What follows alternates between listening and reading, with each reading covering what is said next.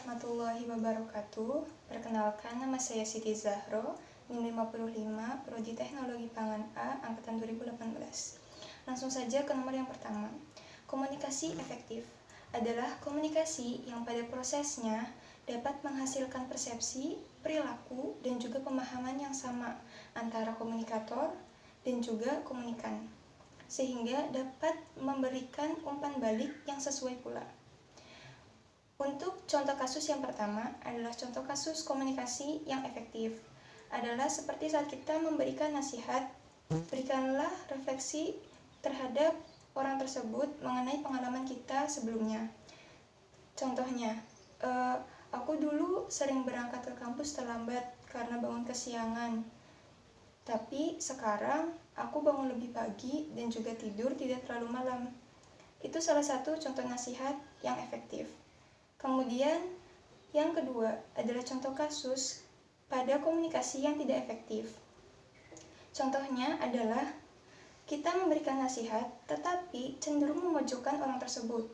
Seperti, kamu sih bangun terlalu siang, pasti karena begadang ya. Sekarang kan jadinya terlambat terus. Itu bentuk nasihat yang dapat memberikan kesan tidak baik terhadap orang yang diberikan nasihat.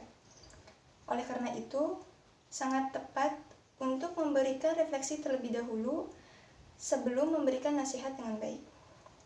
Kemudian untuk yang nomor 2 adalah mengenai hambatan dalam komunikasi.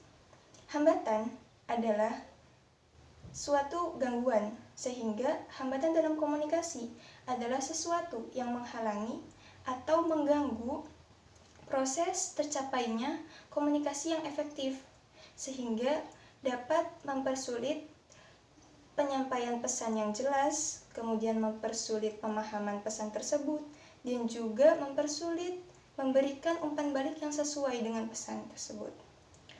Contoh dari hambatan sebenarnya banyak sekali, seperti rintangan kerangka berpikir, kemudian rintangan budaya, rintangan status, rintangan fisik, kemudian ada gangguan psikologis, gangguan semantik, gangguan yang lainnya. Contoh yang akan saya berikan adalah contoh hambatan dari gangguan semantik. Yang pertama adalah karena kesalahan mengatakan suatu kata karena terburu-buru dalam berbicara. Seperti demonstrasi menjadi demokrasi. Itu adalah salah satu kesalahan yang akan memberikan dampak besar. Padahal karena satu kata yang salah diucapkan.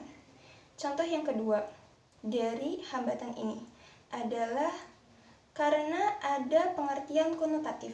Contohnya, secara denotatif semua orang setuju bahwa kucing adalah hewan berkaki 4.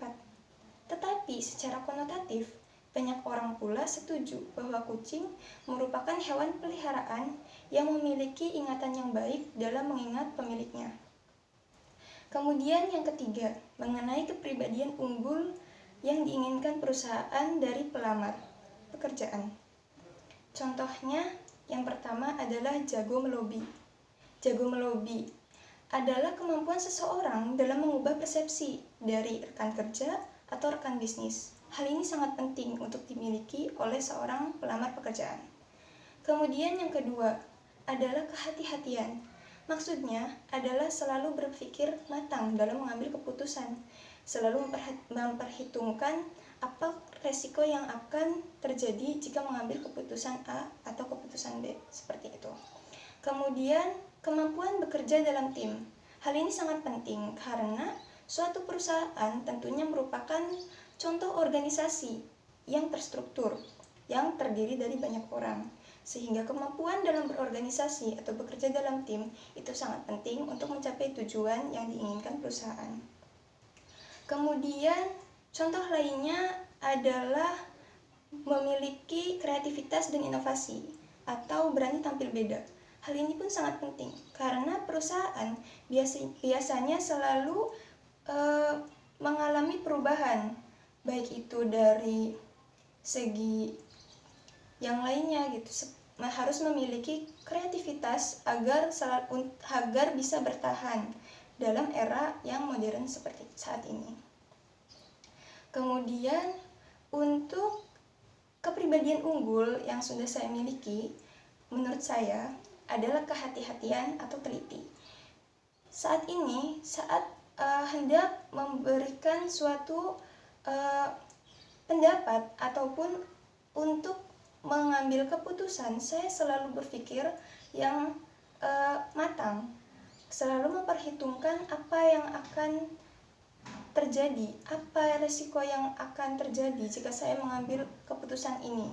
Sehingga menurut saya sudah cukup memiliki satu kepribadian unggul dan harus terus ditingkatkan lagi.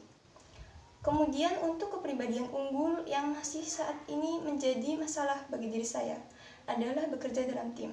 Karena sesungguhnya menyatukan persepsi dari berbagai macam orang itu sangat sulit, sehingga selalu sulit untuk bekerja dengan nyaman. Tetapi saya mengatasinya dengan mengikuti organisasi di wilayah kampus, sehingga saat ini saya sudah mulai belajar untuk bekerja dalam tim dengan sebaik mungkin. Mungkin itu saja untuk jawaban UTS kali ini. Mohon maaf jika banyak kesalahan. Saya akhiri. Wassalamualaikum warahmatullahi wabarakatuh.